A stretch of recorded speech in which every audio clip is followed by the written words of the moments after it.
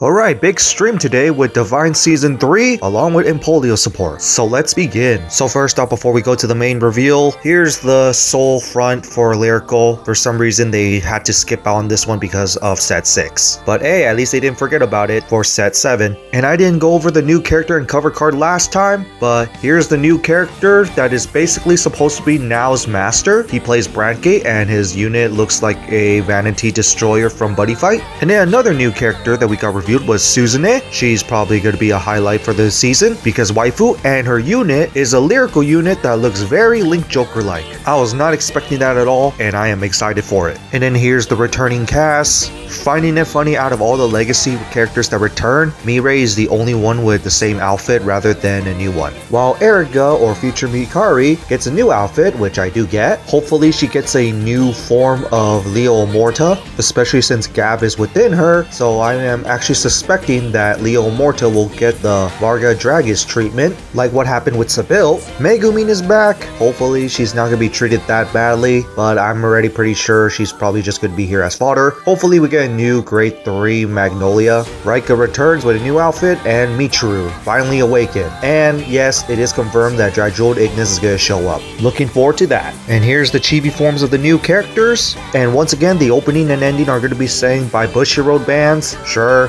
And then we got a new form of Bavsargra, finally, after for so long, since set number 4 basically, from Overdress. And a new form of Griphogila, which is called Griphogila. Looks like it gives life instead of draining life as from Griphogila. Wonder how this is going to interact with the deck, by the way, especially if it's going to be nationless or is it going to be something like Stokea since it does give life and will relate to the lore or something, probably a new messiah. And also, Bavsargra is no longer a Blaze Maiden. Just curious what's with that, and will she be considered as the original Seal Blaze Maiden Bavsargra, because a lot of cards interact with that form, especially the weapons. And now to the Impauldio support. First one is Homunculus Destroyer, which is a great one with keep power, and the skill is auto. When placed on rear guard, if your order zone has system code exceed, draw a card and then choose a card from your hand, discard it. Funny how we have an old grade 2 that does exactly the same thing, but it's generic. But this is very helpful for Impauldio because it sets up the drop zone so you can actually put stuff for system code exceed. And the main upside of this one is that it's a grade 1, but the main upside for the generic grade 2 is that one also soul blasts. So it is personal preferences here, but you could technically run both. And then we go to Radical Arnerne,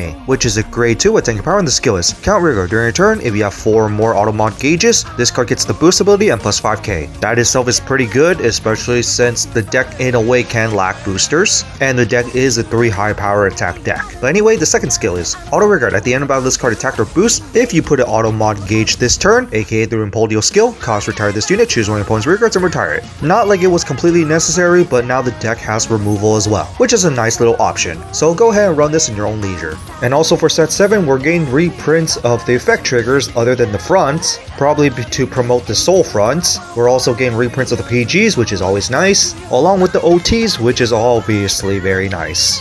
And finally, next week, we got a new Battle Siren ride line for Stokea. I was not expecting this. In fact, I was expecting a new form of Flagberg already. Hopefully, this does not play Flagberg playstyle. So, that's it for this video of Divine Season 3 news along with the Impauldio support. What do you guys think of it? When it comes to Impauldio support, they're not too bad. It's just neat new additions. But when it comes to Divine Season 3 stuff, I'm actually very excited. Returning cast, just like G. Probably no new form of boss units just yet other than Bavsargra and Griphogila, which I'm definitely very excited for, especially for Bavsargra because it's been how many years since we got the previous form of Bavsargra, which is the very first form, and also the new characters with their units. They look very interesting to me, especially since they don't look like their typical units from their nations. But other than that, there is one more thing I really hope for, and it's that the remaining faded ones get their evolved forms as well, and probably some of the destined ones as well. Mainly both Leos, Vladimir, and probably a good version of Varga. But on that's it for this, and see you all next time.